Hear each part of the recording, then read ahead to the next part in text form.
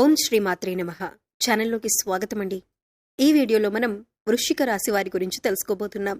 July 17వ తేదీన ఈ రాశి వారి జీవితంలోకి రాబోతున్న ఆ ఇద్దరు వ్యక్తులెవరు? ఇద్దరి రాక వల్ల మీ జీవితం ఎటువంటి మలుపు తీసుకుంటుంది? ఈ రాశి వారికి జూలై 17వ తేదీన అసలేం జరగబోతుంది?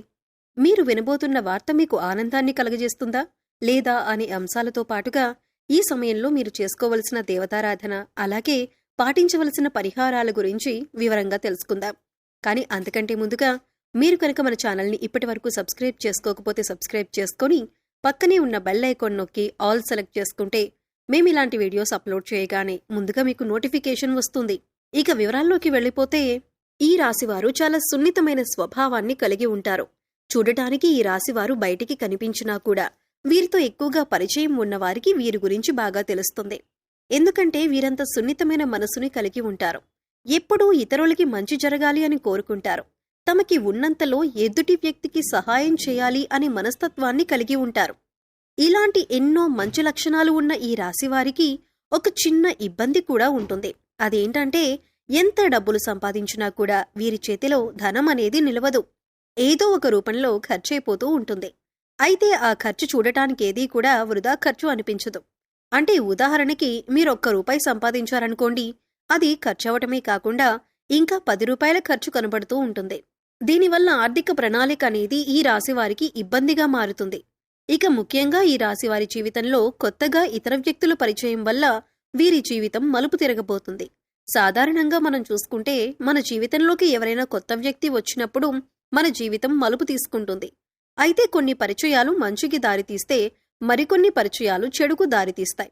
ఇప్పటిదాకా ఎన్నో రకాలుగా కష్టాలు పడిన ఈ రాశివారికి ఇకపై మంచి సమయం వచ్చిందనే చెప్పాలి. అయితే ఇక్కడ ముఖ్యంగా మీరు గమనించవలసిందేంటంటే, మీకు సంబంధం లేని విషయాల్లో మాత్రం మీరు తలదూర్చకూడదు. ఎందుకంటే మీకు సంబంధం లేని విషయాల్లో కలుగజేసుకొని ఏదైనా ఒక చిన్న మాట అన్నా కూడా అది మీకు తెలియకుండా మీకు చెడు చేసే విధంగా మారుతుంది. ఇటువంటి ఒక పరిణామం వల్ల మీరు జీవితంలో ఇబ్బంది పడే అవకాశం ఉంటుంది. ఇక ప్రతిరోజు కూడా మీరు ఎంతో బిజీ లైఫ్ స్టైల్ని కలిగి ఉంటారు.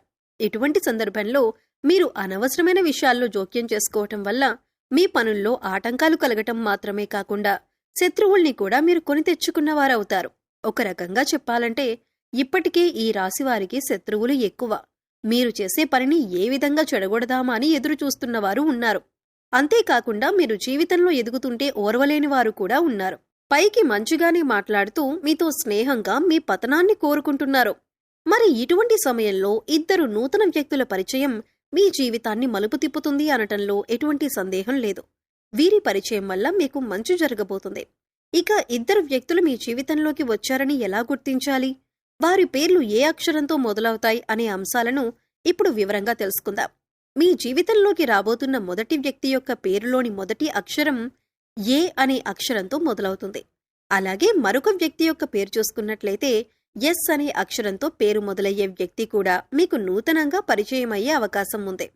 అయితే ఇప్పటికే ఈ అక్షరాలతో పేర్లు మొదలయ్యే వాళ్ళు మీ జీవితంలో ఉంటే కనుక వాళ్లే అని మీరు అనుకోవద్దు. ఇప్పుడు కొత్తగా ఈ వ్యక్తిని పరిచయం అవటం వల్ల మీరు చేస్తున్న వృత్తి, ఉద్యోగ, వ్యాపారాలలో అనూహ్యమైన మార్పులు చోటు చేసుకుంటాయి. ఇక మీరు విద్యార్థులైతే కనుక వీరి పరిచయం వల్ల ఎన్నో నూతన అవకాశాలను మీరు పొందుతారు. మీ విద్యకు సంబంధించి జీవితంలో ఎన్నో నూతన ప్రయత్నాలను చేసి వాటిలో విజయం పొందుతారు. ఇక విదేశాలకు వెళ్లాలి అనుకునేవారు ఈ నూతన అభ్యర్థుల పరిచయం వల్ల మీకు వారి నుంచి కావలసినంత సహాయం లభిస్తుంది. మాట సహాయం కానీ, ఆర్థిక సహాయం కానీ, దీనివల్ల మీరు జీవితంలో ఉన్నత స్థానానికి ఎదగటానికి సహాయపడుతుంది. ఇక మీరు చేస్తున్నటువంటి ఎటువంటి వృత్తి, ఉద్యోగ, వ్యాపారాలైనా కూడా ఈ వ్యక్తుల రాక వల్ల విస్తరింపబడతాయి. ఉద్యోగంలో మీకు వారు ఎంతో సహాయం చేస్తారు.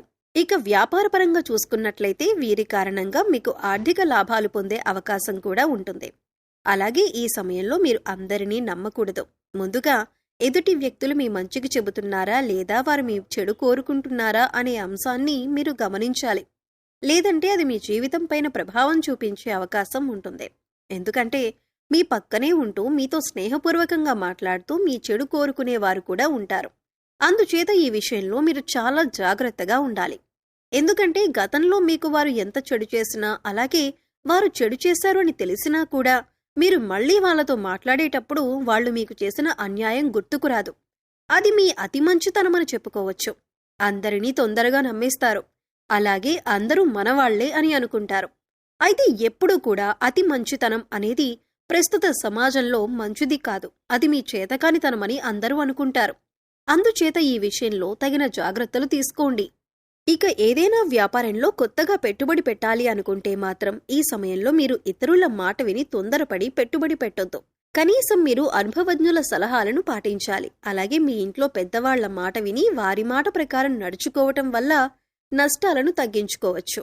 లేదా ఇతరులు చెప్పారు కదా మనం చేసేద్దామని తొందరపాటుతనంతో నిర్ణయం తీసుకుంటే మాత్రం నష్టాల్లో పడే అవకాశం ఉంటుంది.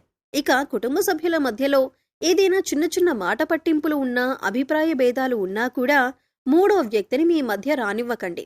ఎందుకంటే ఇది పెద్ద గొడవలకు దారితీసే అవకాశం ఉంటుంది.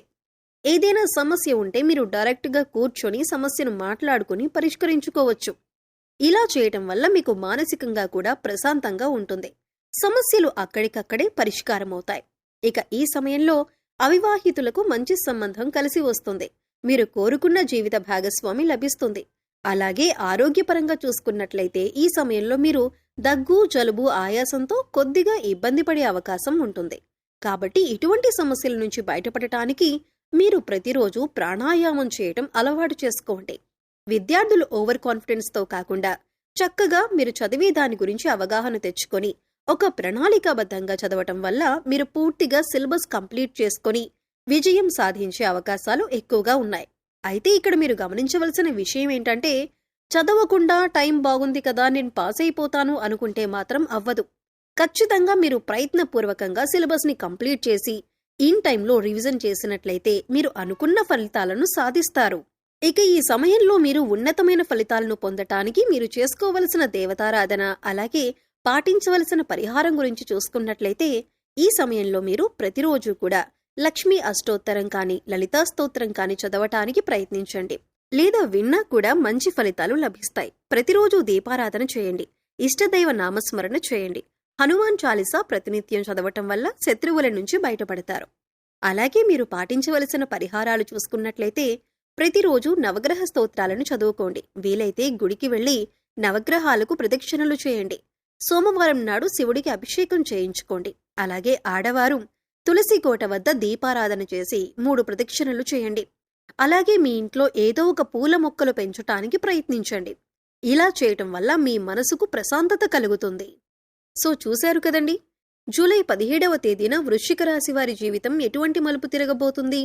అలాగే ఈ సమయంలో 2 వ్యక్తులు పరిచయం కావటం వల్ల ఈ రాశి వారికి మంచి జరుగుతుందా లేదా చెడు జరుగుతుందా అనే అంశాలతో పాటుగా ఈ సమయంలో మీరు చేసుకోవలసిన దేవతారాధన, అలాగే పాటించవలసిన పరిహారాల గురించి ఈ వీడియోలో మనం వివరంగా తెలుసుకున్నాం కదా.